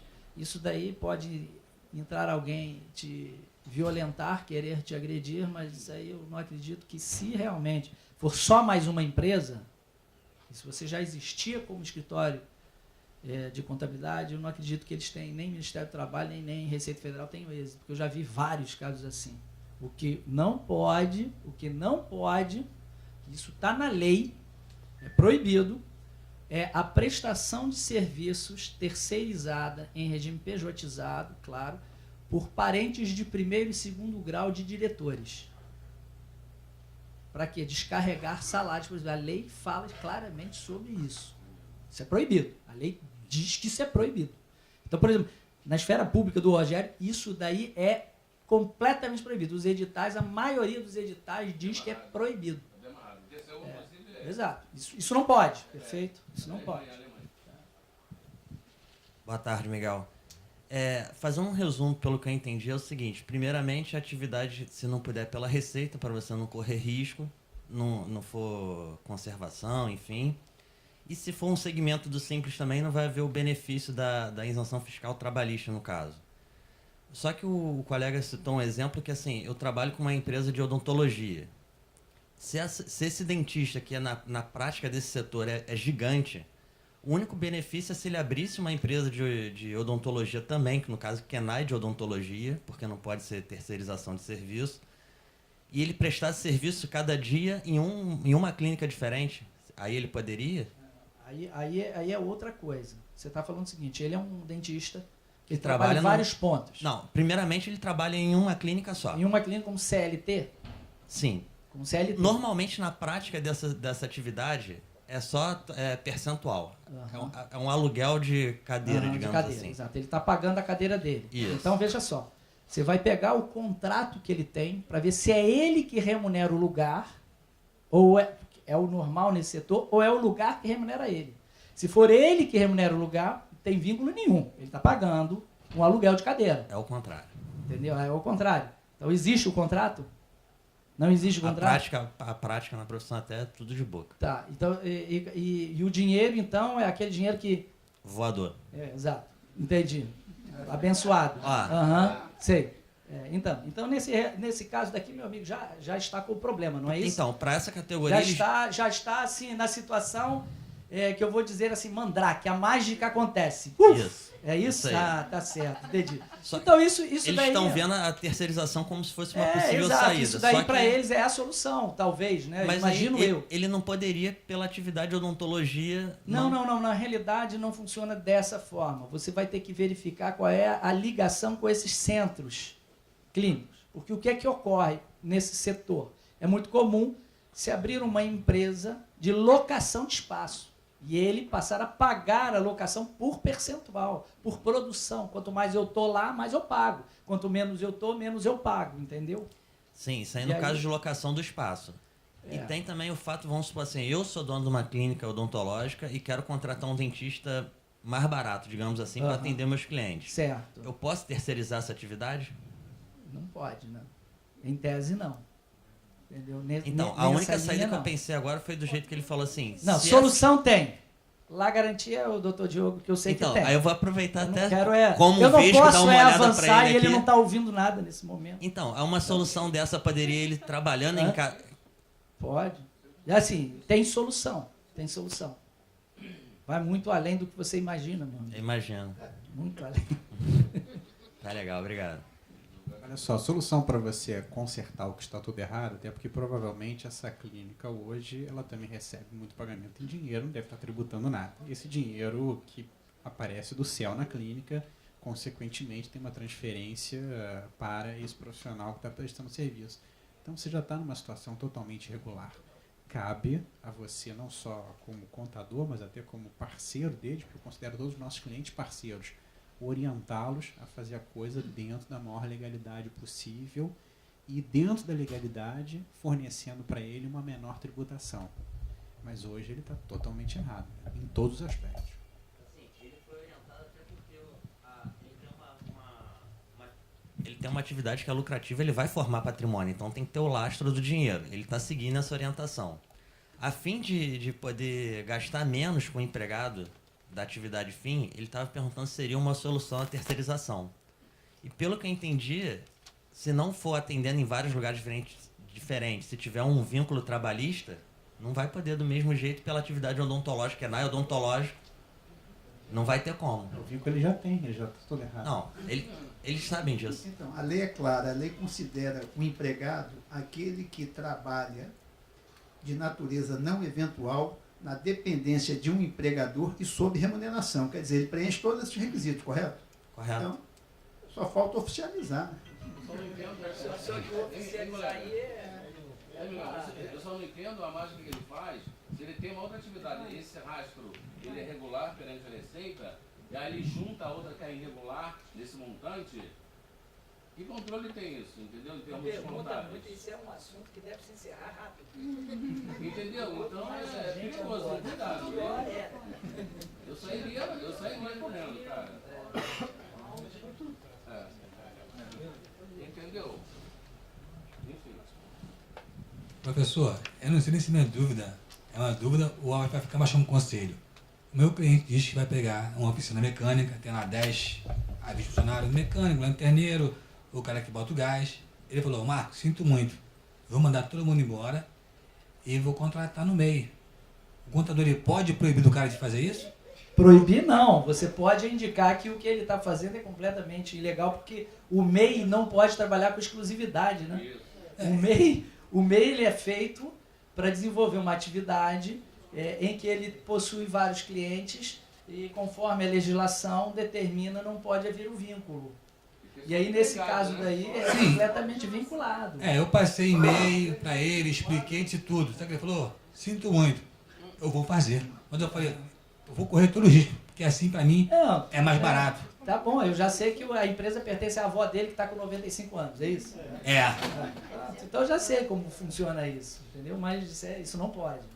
Mas se ele fizer, eu vou ser obrigado a pegar essas notas e contabilizar lá como custo? E infelizmente você vai ter que oficializar o problema todo, explicar para ele qual é o problema que ele possui, explicar para ele que isso daí é uma relação clara de emprego. O Gilbert explica isso melhor do que eu, e eu só vou falar para você que eu não sou o cara mais adequado para te dizer o que você tem que fazer quanto às ações. Talvez você venha aí na área de fiscalização do CRC, pede para falar com os fiscais, porque você vai ter que tomar uma atitude protetiva. Ele falou, Marco, cara, eu vou fazer. Está escancarado, né? Eu passei o e-mail pequenininho, agora eu passei o e-mail maior, botando os artigos da CLT, das multas, não sei o quê. Isso, vai colocando. Falei do social, enfim, foi a lei da paz contábil. Isso, aí fala assim, sinto muito, eu vou fazer assim. Mas tem ele escrito isso? Manda ele assinar uma carta. Não, tá só por e-mail. Leva para ele lá um ofício, diz assim, eu não sou a pessoa mais competente, indico consultar um advogado trabalhista. Acusou.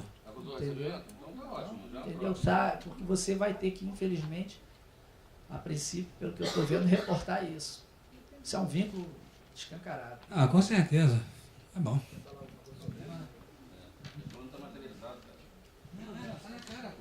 Porque ele já tem esses empregados registrados. Já tem. Não é? Ele não pode, vai esbarrar naqueles princípios que eu falei. E empregado também tem a desvantagem. O empregado não pode renunciar ao direito dele. Ele pode falar assim para ele, ele só pode renunciar ao direito dele perante o juiz do trabalho. Perfeito. Ele falou assim, simples, eu mando o Joaquim embora e chamo o Manuel. Se eu botar currículo aqui na rua, aqui, ó, mecânico, amanhã tem 200 pessoas aqui, ó. Então, mas todos vão ser obrigatórios a trabalharem registrados sob CLT, né? Não tem jeito. Essa relação de MEI é complicada, a pessoa está vendo MEI para tudo. Essa lá, solução MEI. É assim, né? Ai, Miguel, eu preciso oficializar R$6.000 ao mês. MEI. Né? É tudo em MEI aqui agora. Aí vem um órgão que comemora 5 milhões de MEIs abertos em 2 anos. MEI para tudo. Isso é perigoso. Boa noite.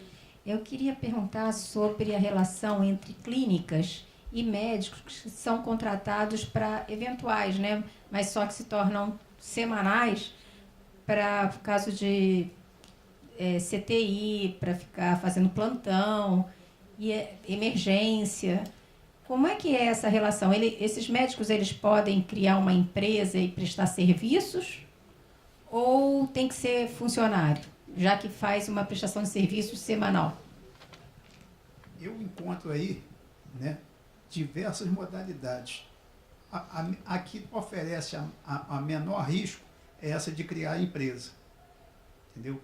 Mas a empresa tem que ter um detalhe, entendeu? No contrato, aquilo que o Miguel falou, o outro colega falou, é o detalhe na especificação do contrato. Porque se houver necessidade no contrato, por exemplo, se houver contrato, necessidade da pessoal, aquele funcionário prestar serviço, por exemplo, se for uma empresa que ele colocar e ele for a pessoa, o único sócio, né, aquela pessoa jurídica unitária, né?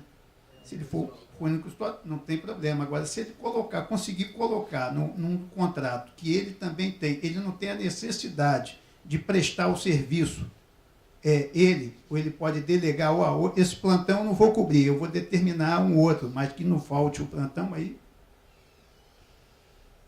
O que acontece é que às vezes ele não pode ir, aí ele coloca uma pessoa e aí a relação é dele com a pessoa, não...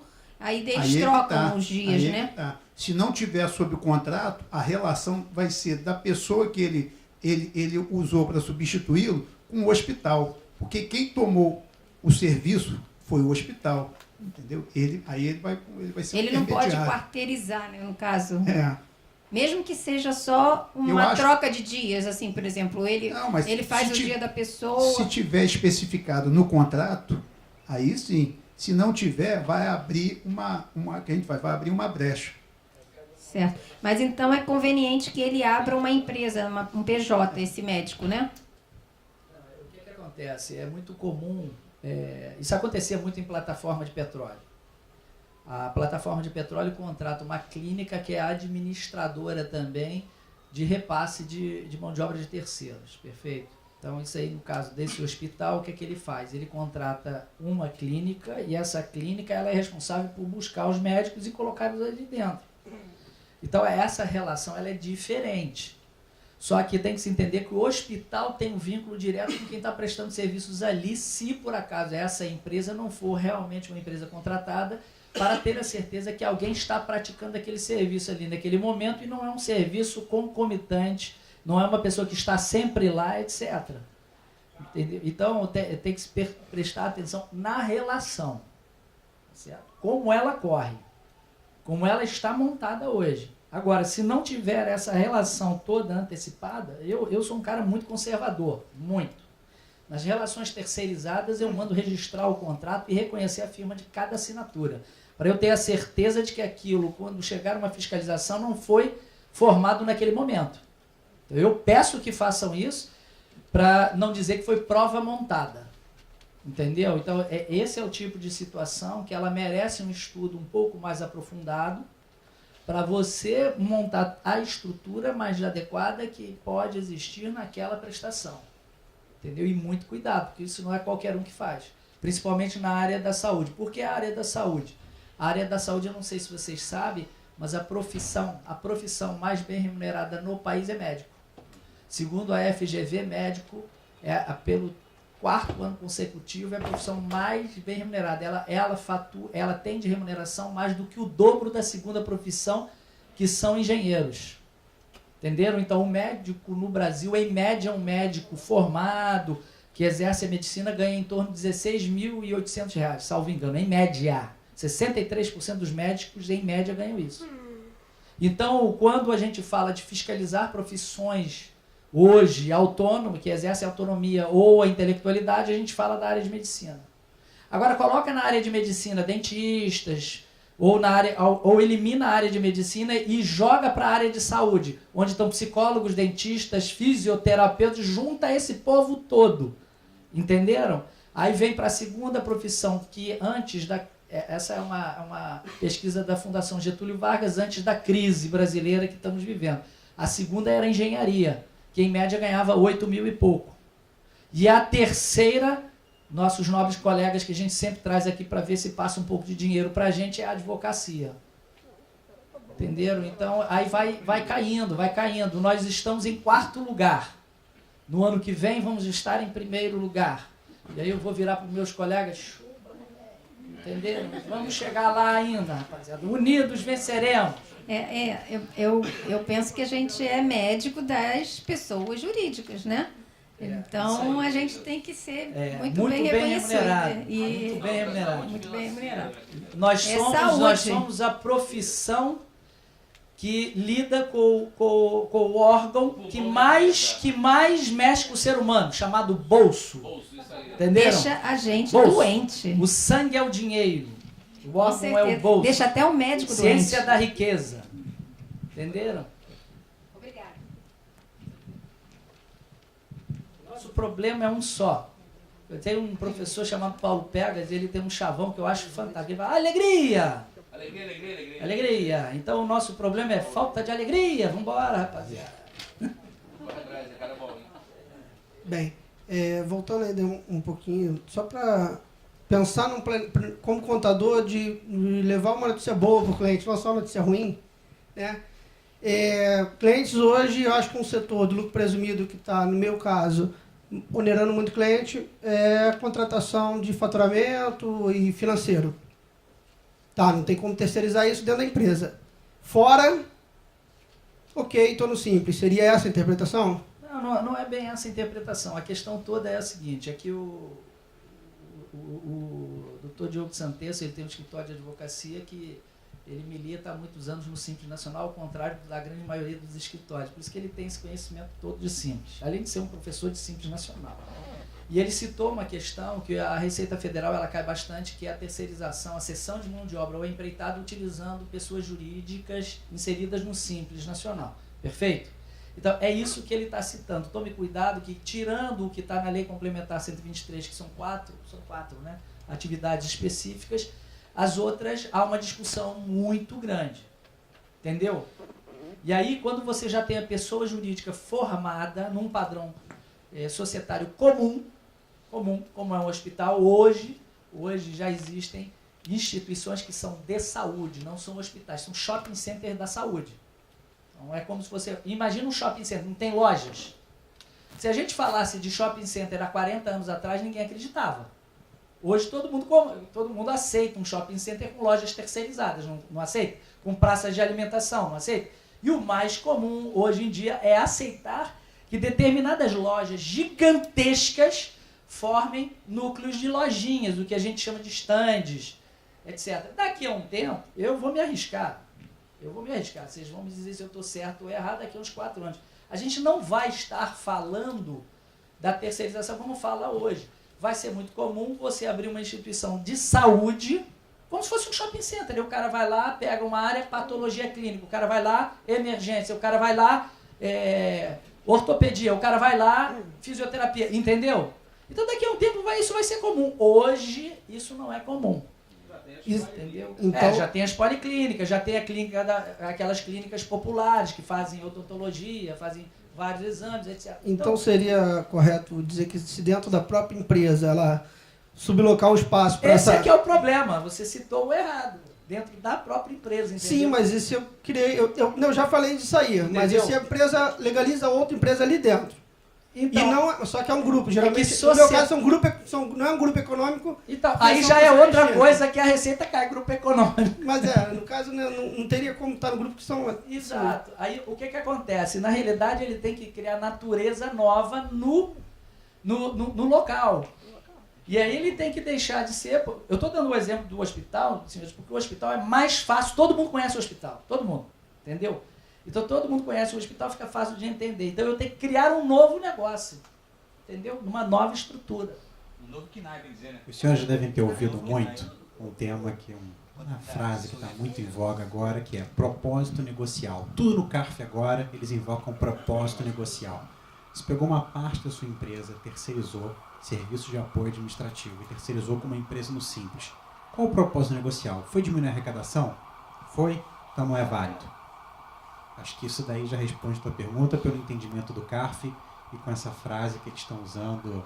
Não, mas essa a todo empresa não tempo. vai estar limitada àquela empresa. Ela vai, é o que eu falei, ela vai ser... eu vou dizer o meu caso, o contador muitas das vezes emite nota para o cliente. Por que o contador não pode aproveitar essa oportunidade e criar uma empresa para esse monte de pequenas empresas que ele já emite nota e ele cobrar e de vez o cara ter o administrativo Aí você dele, tem um se- propósito negocial. Mas aí é diferente. É diferente a situação. Direto ao cliente, aí pode. E outros clientes também. Você não está dentro Não, daquele com não exclusividade. não é direto. E é não rapidinho. pegou meia dúzia de funcionários que estavam lá, simplesmente demitiu, contratou por outra empresa que instalou-se lá dentro, sendo do Simples Não é Nacional. só baixar imposto. Não é só baixar Exatamente. Você teve o propósito negocial. Sim. Se você, por acaso, existe uma operação muito comum nos Estados Unidos, infelizmente aqui no Brasil as coisas acontecem muito lentamente, mas nos Estados Unidos é muito comum você achar que está dentro de um supermercado e na realidade você está dentro de um local que tem várias empresas. Você achar que entrou num salão de beleza e na realidade são várias cadeiras de profissionais diferentes. No Brasil, por incrível que pareça, a gente ainda tem uma legislação antiga, etc. E isso leva a crer que o cara está sendo escravizado, sei lá como é que se usa as palavras. Então, isso é um pouco difícil. Né? É um país que tem o sexto maior PIB do mundo, não é isso? Estava, pelo menos, com o sexto maior PIB do mundo, mas que dos 205 milhões de brasileiros, só temos 50 milhões de CLTs. É dizer que 150 são idosos ou criancinhas. Ou donas de casa. Não é verdade. Não é verdade. Ou funciona... Não, porque o setor grande entra, se alguém engano, funcionário público. Entendeu? Então, para a gente hoje conseguir disputar esse mercado, eu não tenho dúvida que a lei da terceirização ela pode não ser perfeita, porque ela esbarrou, não chamando o Ministério do Trabalho para conversar, não chamando a Receita Federal para conversar, etc. E aí surgiu quase como uma imposição atropelando todo mundo. Mas esse é o caminho, não tenha dúvida que é o caminho. Senhores, o que está acontecendo com a aposentadoria do Brasil? Levanta o braço quem vai se aposentar. Aí. 2, entenderam? 2 acreditam que vão chegar no final da vida viver com um salário de aposentadoria. Vocês querem uma notícia triste? É se aposentar. É se aposentar, então. Não, o que eu digo é o seguinte, é parar de trabalhar e viver do recurso público. Entenderam? Então é isso. Ninguém aqui nessa sala vai conseguir fazer isso. Quem diria que o funcionalismo do Estado estaria do jeito que está? Entendeu? Exato. Então hoje nós estamos falando das parcerias até com a esfera pública. O colega ele está falando sobre a terceirização pública. Isso é uma vertente que não tem mais como segurar. Isso é assim, a sobrevivência do país. Então, é fato. É fato. Então a legislação... Para informação, até a União, né, no caso eu sou federal, até a gente está com limite de orçamento. É isso aí, entendeu? É isso aí. Nós estamos trabalhando só no ponto de equilíbrio para pagar só terceirizados e bolsistas, já que a gente tem programa. Isso aí. Investimento, projetos. Está entendendo? Gente, é complicado. A gente está vivendo um momento em que a iniciativa privada vai ter que salvar o país. Ou alguém tem dúvida? A iniciativa privada vai ter que entrar produzindo e desenvolvendo mais labores. Quando eu falo mais labores, não é emprego CLT, porque esse está com os dias realmente contados. Hoje, se o Ministério do Trabalho fosse trabalhar autuando todo mundo, acabava o país. Se a Receita Federal fosse fiscalizar as empresas do Simples Nacional, o que aconteceria, senhores? Entendendo? Nós somos contadores. Então, essa é a relação que a gente tem que levar em consideração. Essa lei, ela é perfeita, está longe de ser. Ela é maravilhosa, está longe de ser, mas ela é um motor de propulsão. Tem uma reforma trabalhista em discussão agora, tem uma reforma previdenciária em discussão, já anunciaram 2 setores empregadores como estão vendo. Proíbem a pejotização, mas o que é essa lei do salão de beleza? Não falei que é, mas o que parece? Entenderam?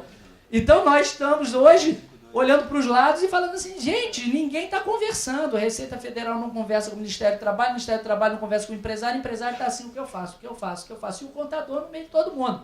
O empresário está na dúvida e a gente levando tapa para todo lado. Alguém lembra dos filmes de Bruce Lee? E o cara chegava e levava soco, nem sabia de onde era. E o contador está no meio ali. E é por isso que a gente tem que observar essas novas legislações, lê-las, interpretando e utilizando para nosso favor. Sabendo aonde vai o risco. Melhor coisa da nossa atividade é saber aonde vai o risco. E como anunciar onde vai o risco. Porque o risco nos pertence até uma esfera limitada. Se eu anunciei o risco, meu amigo, eu não vou trazer para mim o risco que pertence aos outros. É o que eu vivo falando para os nossos colegas, para todos nós. Para você ganhar dinheiro hoje na atividade terceirizada da contabilidade, você sabe como funciona. O risco é pleno. Então a gente tem que saber onde vai, né? Eu queria fazer uma outra pergunta. Restaurantes, eu tenho visto alguns casos em restaurantes que estão, por questão de faturamento, saindo do Simples. Para evitar sair do Simples, se dividem em 2. Isso, como é que está se vendo essa questão? É a mesma prestação, é o mesmo endereço? Mesmo endereço. Já era. Um de um lado, outro do outro. Não tem como. É só um fiscal do Estado ir almoçar um dia lá, entendeu? Observar o que está acontecendo, ou um fiscal do trabalho, ou um promotor de justiça, alguém que sabe aonde a gente tem limitação, que aquilo ali dá um mês e pouco, vai ter um início de um termo de abertura de fiscalização. Tá? Então isso é uma situação muito delicada. Tem uma porta só, né? Não, tem 2 portas. Tá. Mas separado por um muro? Ou é amplo assim, aberto? Andar de cima. O andar de cima funciona um restaurante, o andar de embaixo funciona o delivery. Ele separou um do outro. Mas aí ele na realidade são 2 restaurantes. E tudo. Não, era o mesmo. Não, tudo bem. É a mesma cozinha? A mesma cozinha. Já é. Acabou. Pronto, acabou. Entendeu? Contratos diferentes, não? Não adianta. Vou voltar a falar da questão do propósito negocial. Tem alguns estabelecimentos que simplesmente chegaram, um andar funciona o italiano, o outro andar funciona o chinês. E aí, nesse caso, ele cria 2 empresas, mas com uma entrada, apesar de ter portas de entrada distintas, ele continua com uma entrada só no estabelecimento e a pessoa decide se vai subir a escada assim que entra ou fica embaixo. Nesse caso, o propósito negociar é pura e simplesmente você se beneficiar da sistemática do Simples Nacional, o que não é aceito. Já quando você constitui uma empresa, se você fizer uma estrutura de delivery com saída e entrada em separado, e ainda que você possua a mesma cozinha, nessa cozinha você tenha funcionários separados e estoque em separado, isso está sendo aceito. Inclusive tem alguns restaurantes que estão procedendo isso, algumas lanchonetes, melhor falando, que eles alugam um outro endereço, que é ao lado, faz uma outra entrada e saída para esse delivery, e dentro da cozinha há efetivamente uma separação de estoque e de funcionários. Os funcionários que trabalham no delivery, fazendo a batata, o sanduíche do delivery, em tese, não trabalham no restaurante. Então, dentro disso, você tem também o propósito negocial. Você acaba tendo, na prática, 2 estabelecimentos distintos. Agora, se isso não for bem estruturado, e se for com um propósito único e exclusivamente de ter 2 empresas dentro do Simples Nacional, é óbvio que a Receita Federal não é boba e ela não vai aceitar. É estadual também.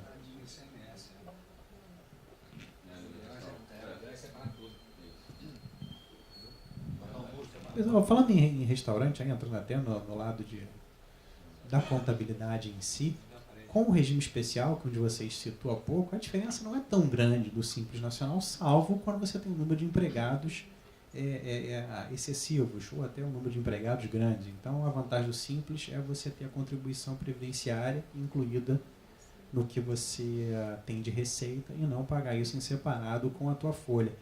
Então, o que eu já vi de planejamento, as pessoas acabam fazendo isso e colocando todos os funcionários na do Simples e tendo uma outra sem funcionário no presumido, que é um absurdo, aí está totalmente errado.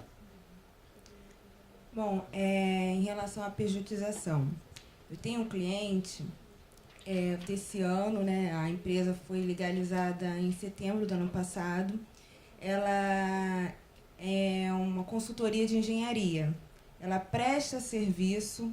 Eu assim, achei bem enrolado, por quê? Porque, ao mesmo tempo, essa empresa, empresário individual, ele era optante pelo Simples no ano passado, aí esse ano passei para lucro presumido, né, porque foi mais vantajoso, né, sendo que ele, ao mesmo tempo que ele é prestador de serviço, ele é empregado CLT.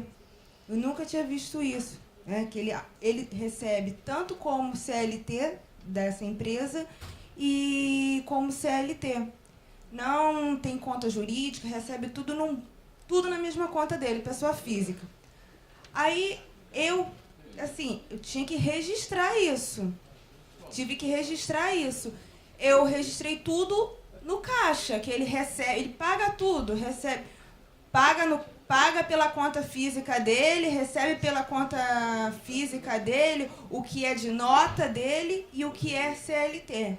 Como eu também faço a declaração de imposto de renda pessoa física dele, foi aí que eu confirmei que, de fato, ele era empregado CLT, né? Porque veio o informe de rendimentos, então tinha tanto o informe de rendimentos dele da pessoa física quanto da pessoa jurídica. E tudo no bolo da pessoa, e tudo ali na conta da pessoa física dele.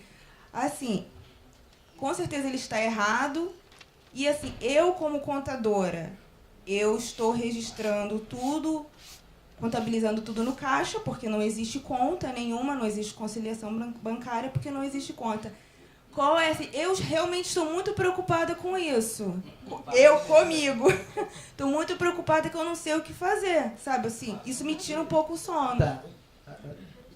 A primeira coisa que você tem que fazer, você tem religião? Começa por aí. A primeira coisa é começar a rezar uns 3 Ave Marias, uns 2 Pai Nossos, porque eu te indicaria correr atrás da instrução normativa que criou o E-Financeiro, 1500, salvo engano, 573, e aí faz assim, Ctrl+C, Ctrl+V no papel e manda para ele. A pessoa física que movimenta acima de R$2.000 na sua conta bancária e declara inferior já está na malha fina. Então ele já está. Primeiro ponto é o.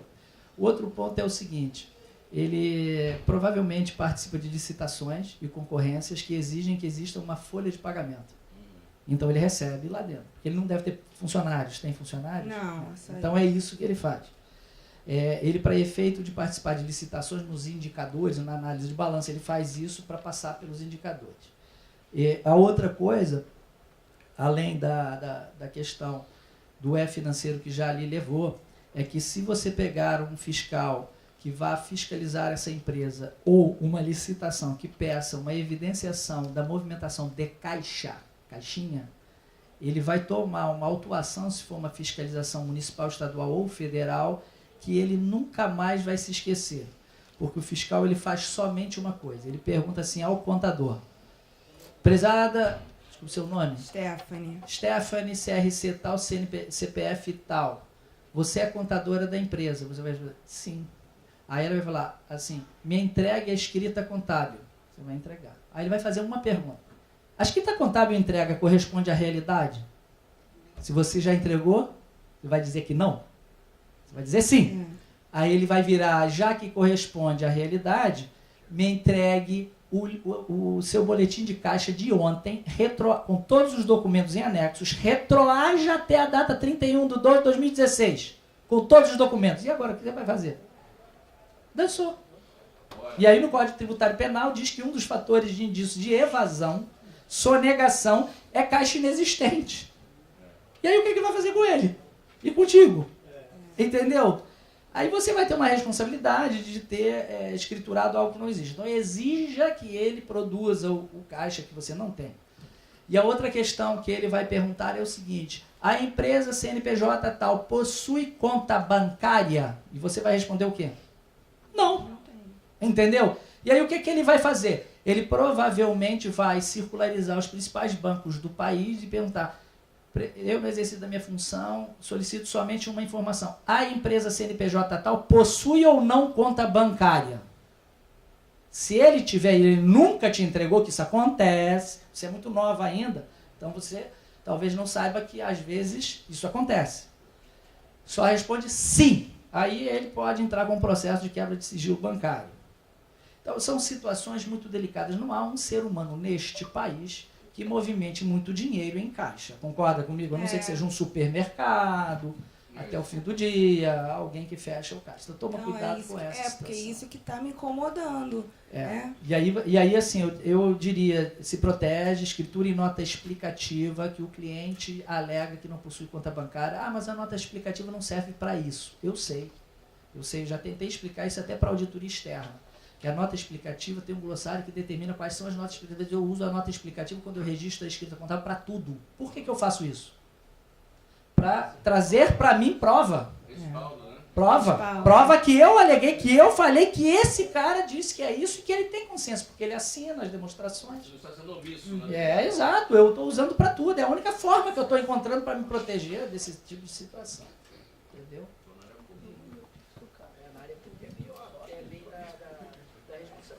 É muito pior. Mais pior. Esses três que você falou, só fala o que eu quero, não quero ouvir, além de mais. Então eu vou falar só o que tem que falar e ponto, é verdade. E aí vê o que você não quer ver. Quero saber nada além do que eu sei. Só lembrando daquele profissional lá da saúde, abrir duas PJ no mesmo lugar é um certo problema. CPF, pessoa física e jurídica, um alvará de pessoa física e jurídica para tentar amenizar o tributo na jurídica, pode? Porque a física é possível fazer livro caixa e amenizar parte do lucro. Tem alguma coisa contra? O que eu já vi é o seguinte: a Receita ela permite desde que exista o propósito negocial. Então o cara ele tem plano de saúde que exige que ele tenha convênio com jurídica, ele abre a jurídica. E aí ele tem a física no mesmo local. Então quando você for fazer o livro caixa da pessoa física, o rateio é proporcional das despesas abatidas da Receita. E aí toda uma organização. Isso a Receita permite. O que a Receita não permite é a teoria bunda lelê. Entendeu? Tudo de qualquer... Agora é nota fiscal, agora é pessoa física, agora... Isso ela não permite. Entendi. Entendeu? Com um plano tem um argumento. Sim, com um propósito negocial, com um plano que exija jurídica, etc. Obrigado.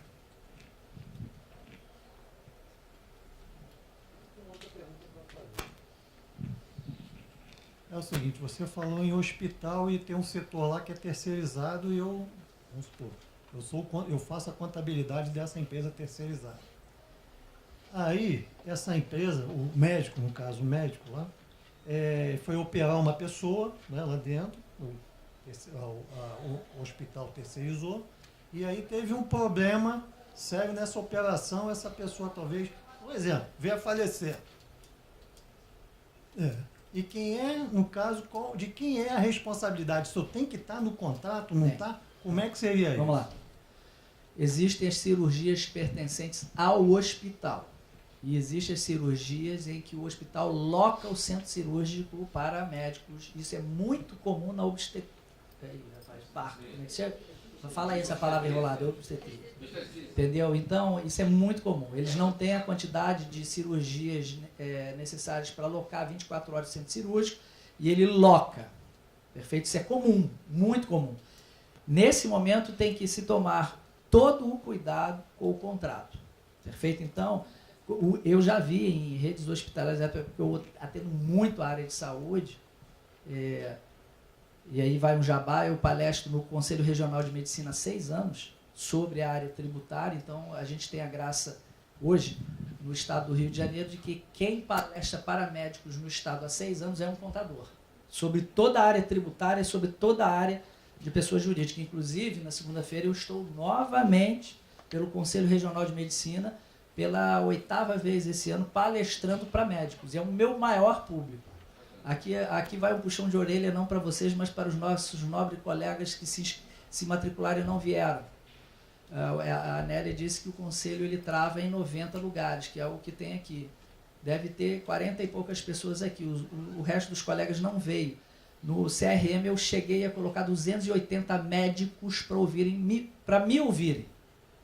É o meu maior público disparado. Eu tenho certeza que na segunda-feira vai estar lotado lá e fica a gente do lado de fora.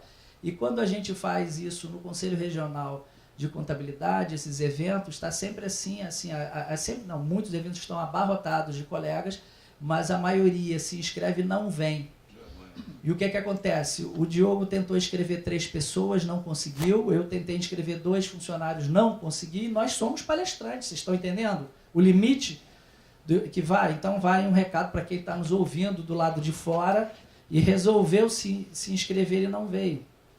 Então, na área de saúde é muito importante, hospitais até de médio e grande porte, eles locam o centro cirúrgico e não fazem o contrato. Aí entra o que o Diogo estava falando no meu ouvido, entra o risco civil. Entendeu? Porque se parte do pressuposto que eu fui operado naquele hospital. Entendeu? Então, o que eu faço como advogado? Eu entro com uma ação contra o hospital e contra o médico. Pronto, dançaram os dois. Entendeu? Gente, pelo avançado da hora, eu queria agradecer a presença de todos, agradecer aos palestrantes e convidá-los para receber o certificado, tá bom? Vamos aplaudir, por favor. Obrigado, pessoal, mais uma vez.